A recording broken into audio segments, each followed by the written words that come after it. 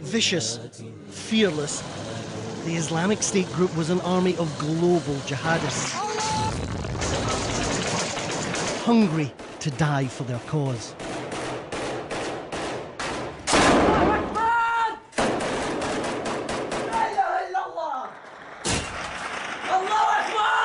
We followed them to their strongholds in Mosul,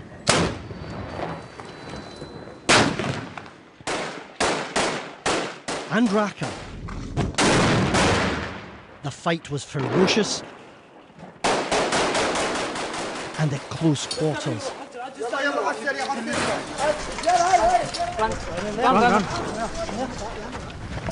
The American-led coalition unleashed bombardment not seen since the Second World War.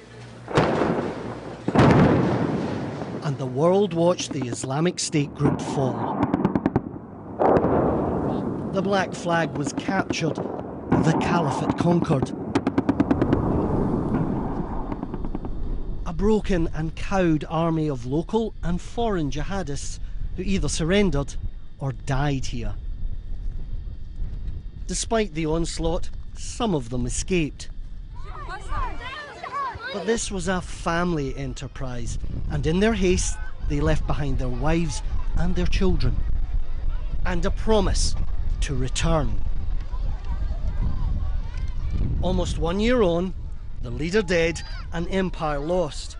But where has the Islamic State Group gone?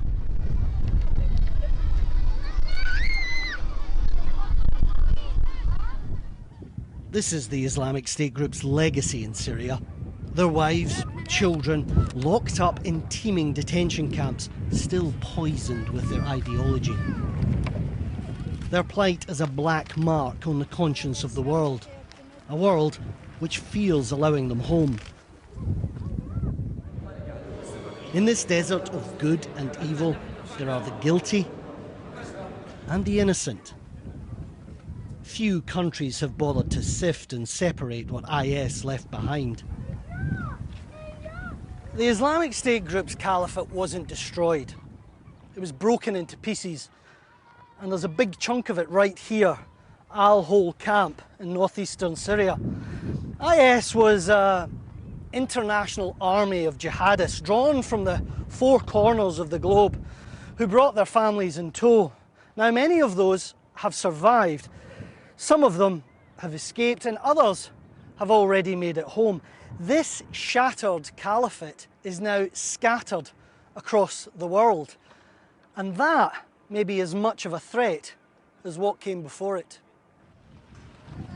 The injustice chokes in your throat like sand. Nada Fadullah is being punished for the sins of her father. Along with her grandmother, he brought the family here in 2015. When you were leaving Indonesia, did you know what it was going to be like? When you left your family, your friends, your home? Before, I don't know that my fathers will bring us to here. When I'm still in my school, I really want to be a doctor, and I really like to study. There's one person that's responsible for bringing you all the way here, for taking you out of school, from stopping you becoming a doctor. It's your father.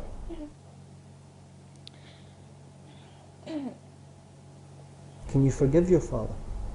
Yeah, because he's a human being, you know. Every human being can make a mistake. But he's already apologized to me about what he did. He apologized to me and tried to make everything better, but he can't do anything because he's in prison. It's the craziest thing that in my life, and I bring all my family to the Syria. Nada's father gave up everything for the Islamic State Group. And then, in the beginning, everything is running, it's okay, yani. But you know, when you're telling me that you came here because you were promised free healthcare and a free home and a free salary, the question I would ask you is, did you not think whose home that had been before? Did you not think what you would then have to do for all of these things. You must have seen the videos that the Islamic State put out. There were videos not just of a paradise and a great place to live if you're a Muslim, but there were videos of beheadings, of murder, of enslavement, of terrible cruelty. You would have known when you left Indonesia that this was no ordinary country you were moving to. Yeah, we know that. But everybody made a mistake, right? Maybe you made a mistake in your life. You made a mistake in your life, and everybody made a mistake in their lives. And this is my biggest mistake in my life. Yeah, but this wasn't a normal mistake. You joined a terrorist organization which was killing Kurds, which was killing Arabs, which was stealing territory. Those homes that you stayed in were stolen from people, Yeah. which was enslaving the Yazidi people. Yeah, but we have to go to the court. Right now, I don't know exactly what we are doing here for 2 years almost. There is someone maybe 3 years, maybe there's someone maybe 4 years without any processing.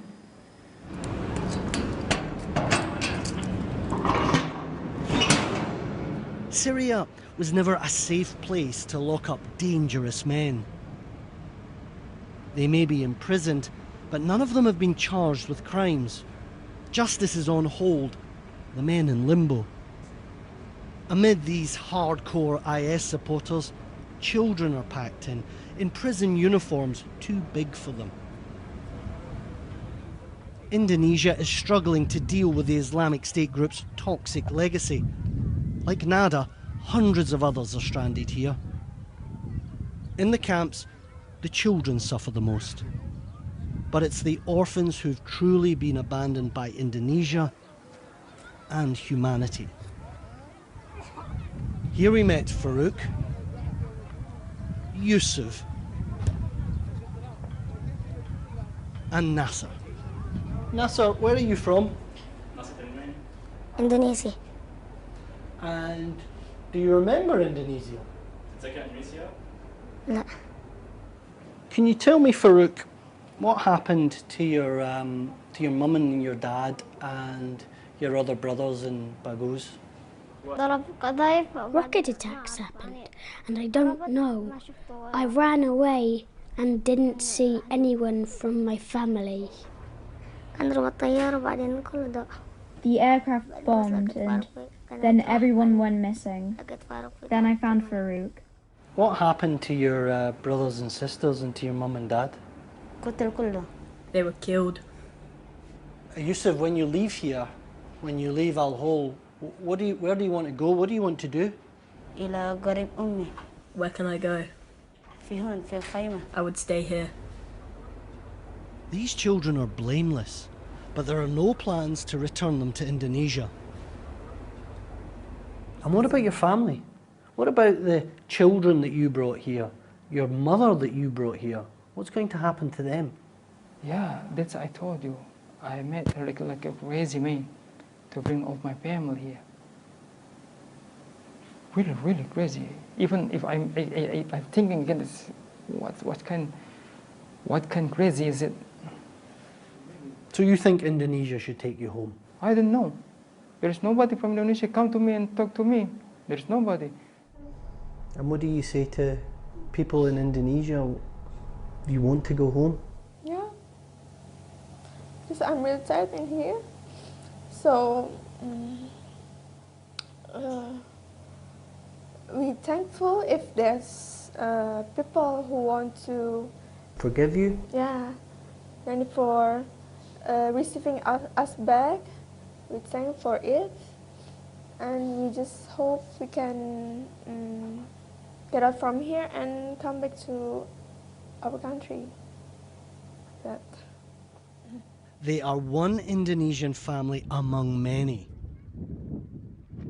Dozens of countries are now asking the same question. Can they welcome back those who belonged to the enemy of the world? And there are grave dangers in getting it wrong.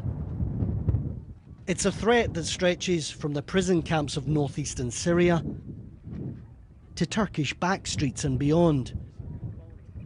We trace the journey of one set of Islamic State Group returnees across the globe. As IS was collapsing in Syria, the group had an insurance policy, a cell of foreign fighters just across the border in Turkey. In this Istanbul neighbourhood, the group tightened its grip on two Indonesian followers. Husband and wife suicide bombers, Ruli Zeka and Ulfa, hid out here for months after they failed to get into Syria. But that setback didn't stop these two fanatics. They'd failed to achieve martyrdom in Syria, so instead they would try closer to home. Their journey was long, slow and determined. The IS safe house in Istanbul was raided and Ruli and Ulfa were deported back to Indonesia from Turkey. Then they made their way to Malaysia, where they reconnected with IS and continued their journey to the Philippines to carry out a bloody massacre on the tiny island of Sulu in Mindanao. Their time in the Turkish safe house only hardened their commitment to IS. If Indonesia is to bring back more IS supporters, they'll probably end up here at this quiet rehabilitation centre in East Jakarta. And it was here that Ruli and Ulfa were brought. When they first arrived, their counsellors told me they were quiet and withdrawn, but over time they became friendlier. Their counsellors believed they had recovered. So, after just a month and a half, they were allowed to go free. But is it possible they were only telling their counsellors what they wanted to hear? That in fact, Ruli and Ulfa, after everything they'd been through, were still deeply committed members of the Islamic State Group. Sri Musfia, a counsellor at the camp, met the couple. The first time I met them, they were distant. They didn't respond to my greeting. They were uncooperative, quiet, and didn't talk much either. These are the characteristics of radicalism. Did you realise how dangerous they were? I was surprised when we learned of the terrible thing they did. Because when they left here, they were nice, cooperative. They were better than the rest. And a year after they left the centre, we visited them and they were still good. I didn't expect that they would go back to this path. Can you guarantee that, given there are hundreds of Indonesians trapped in Syria who support IS, that if they come back, they won't be a danger, they won't commit more atrocities, they won't commit acts of terror? No, we cannot guarantee. We went to uncover more of Ruli and Ulfa's story. A cloud of uncertainty hangs over Indonesia, as it does many other countries, and for good reason. After a little over a year at home, Ruli and Ulfa again left Indonesia at the Islamic State Group's command. Sofian Sari is a former extremist who knew the couple and met them at the rehabilitation centre. He's against bringing back more Indonesian IS supporters. Menurut saya, itu beresiko. I believe it's too risky, and we have to have a rethink. I disagree with bringing them back because it will create problems. They are not trustworthy people. In many cases, former terrorists get involved again with groups even after they have been rehabilitated. Don't get conned by them pretending to be good just so they can get back home. If they do, they will spread their ideology. So I reject the idea of bringing them back until they are declared safe. The Islamic State Group has a living, breathing network which stretches across Asia. We were taken to a remote part of Jakarta, where Sofian Sari met with men who still follow IS's creed. Sofian was the first to arrive at the meeting. He met these men, veteran jihadists. They didn't know that we were nearby, watching and listening. We were told of a secret route that exists from Indonesia to the Philippines, where jihadists receive training and plan attacks. These men know it well. Ruli and Ulfa were sped along its pathway. Karena mereka udah buka front di sana. Bikin safe house. Do you think the safe houses in Turkey, Iraq and Syria are not safe anymore? Yes, I believe so. Because it's impossible to stay in Syria. It's ruined now, and they have no strength anymore, especially after the death of al-Baghdadi. And in Turkey, they are sending everybody back. Bang, antum pernah ke Filipina nggak, Bang? Have you ever been to the Philippines? No, I haven't been to the Philippines, but I've sent many people there, because to do that, they have to go through me. Abu Bakr al-Baghdadi's dead. The so-called Caliphate is gone. Where do all these IS supporters who've made all these incredible links, where do they go next? Do they come here to Asia? Yes, the favorite destination for jihadists after the death of al-Baghdadi are the Philippines here in Southeast Asia and Afghanistan. But for militants in Southeast Asia and Indonesia, the Philippines is better because it's closer and it has open borders. There's an ongoing conflict and plenty of weapons. The wild and ungoverned jungles of Mindanao in the southern Philippines were where Ruli and Olfa headed next. Here they would become martyrs and mass murderers. It was the next stage in our journey too. In January last year, they arrived on the Philippine island of Sulu, where they had the Lady of Mount Carmel Cathedral in their sights. On Sulu, the Philippine army is out in force and in numbers never seen here before. They've been fighting Islamist militants in the southern Philippines for decades. Bandits, they call them. But IS have supercharged the threat here. In the jungles, IS roam wild. Sulu is an island under siege. Just a few days ago here, they found some huge roadside bombs, bigger than anything they'd ever found before. And that leads the military to believe that the Islamists in this area are planning something very big. So we've been told that as foreigners, we have to keep a low profile. We have to get off the road and keep out of sight. Soldiers flooded this island late last year after IS struck at its heart. It was Ruli and Olfa. The couple brought carnage to the congregation last January morning. 23 Christians died in their attack when they detonated suicide vests inside and outside Holo Cathedral during morning mass. Their journey to martyrdom took 3 years and 4 countries. All the while, they hardly wavered in their commitment to IS. Months later, Holo Cathedral has been patched up and repaired, but the Christian community here still lies in pieces. For Victoriana and her friends, this was their sanctuary. She's been too scared to return until now.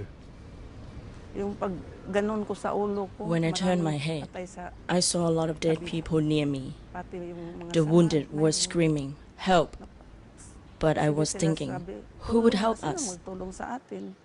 It's possible that the seeds of an attack which took place all the way in the Philippines wasn't formulated here in Indonesia by the Indonesians who carried it out. It wasn't formulated in the Philippines, but actually grew as an idea in Turkey.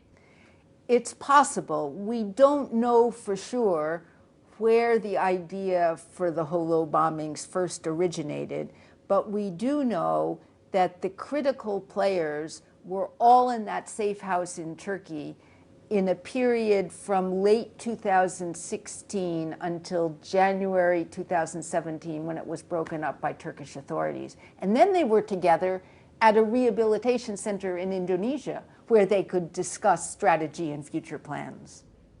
But this is the terrifying bogeyman story that everybody worries about when they talk about bringing back people from the Islamic State in Syria. Yes, it is. And I think the fact that we have this one example of people who slipped through every net in the book and eventually end up as suicide bombers in someone else's country is something that is just of horrifying portent for the Indonesians and Philippine authorities.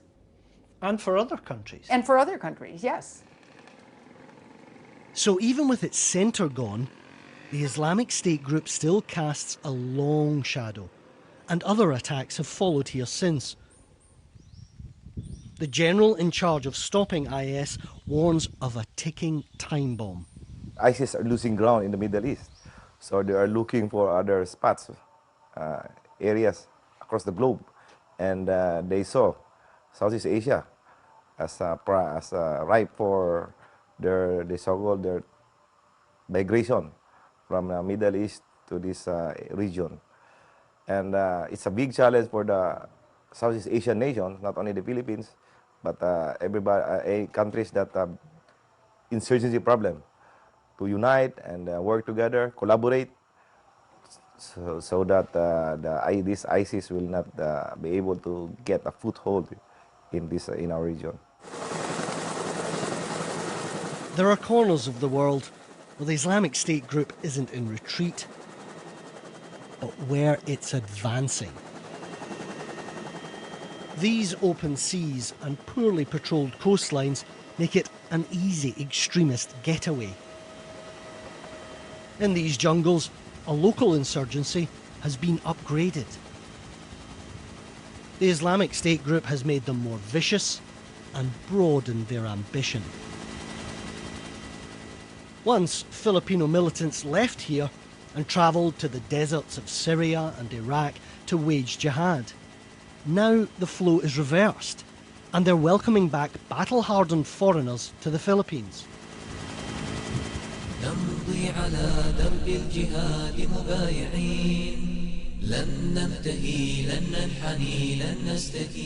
But IS has more than just a foothold here. They've firmly planted their black flag in the Philippine jungle.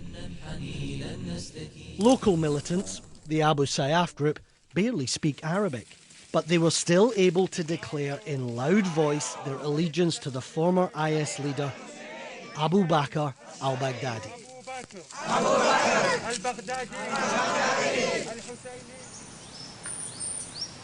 A division's worth of soldiers is now deployed here, searching for the Islamic State Group's affiliate.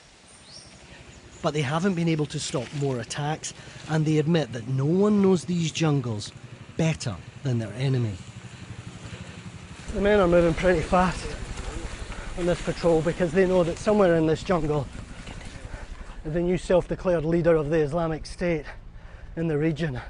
And he has hundreds of his own men, Filipino, but he's got more besides. He's got Arab fighters here. They've come from Iraq and Syria. They brought their family members with them, and he's already shown that he's willing to do the Islamic State Group's bidding. But more than that, there's a fear here that despite the presence of the Filipino army, that this dense, deep jungle could become a new safe haven for the Islamic State Group. And terrors lie in wait here. We obtained this footage of Abu Sayyaf fighters in battle. In their ranks, far from home, an Egyptian fighter. He died in another suicide bombing on the island at the end of last year. Off camera, a young Arab's voice can be heard. Once again, the foreign fighters brought with them their families and the Islamic State Group's savagery. They find the body of a shot soldier. He's already dead, and even in the midst of the gunfight, they take the time to cut off his head and dismember his body. His remains are then scattered across the jungle floor. The Islamic State Group came to the jungles of Mindanao not by accident, but by design, through networks that have only strengthened over the years. As Indonesia and the Philippines have shown, the Caliphate may be gone, but its roots run deep. I think it's not done yet for a number of reasons. I think the idea of the Caliphate was incredibly powerful. Just the notion of an Islamic state that governed the world. And even though it's lost territory, the power of that idea remains. In prisons in northeastern Syria controlled by the Kurds, there are people from 79 nations or so who were members of the Islamic State. What does that mean for the next stage of the Islamic State, if and when those people return to their home countries? I think it means that the possibility for trans-border cooperation increases. First of all, you now have people with contacts all over the world. But more importantly, you have marriages across regions in a way that no other conflict and no other jihadi site has ever produced. There is a possibility that if we have an Indonesian woman married to a Frenchman, say, that met each other and married in Syria, that the Indonesian woman becomes a key for collaborating between France and Indonesia. It's extraordinary. Contained for now in the camps of northeastern Syria, IS leaves a unique legacy. But it's slowly seeping back into the world. Family lay at the heart of their gloomy vision. These were bonds that would bind the Caliphate, regardless of borders or nationality. Some of the wives and all of the children of IS may have had little choice in it, but they were swept up into the army of the Caliphate. Their men may be dead or in prison, but the cause is still alive, and so is the threat. As Indonesia has shown, the world is unprepared. In many countries, there's no appetite to forgive their sins or to bring them back home. The Caliphate may have been defeated, but in the hearts and minds of its broken empire, the Islamic State Group lives on.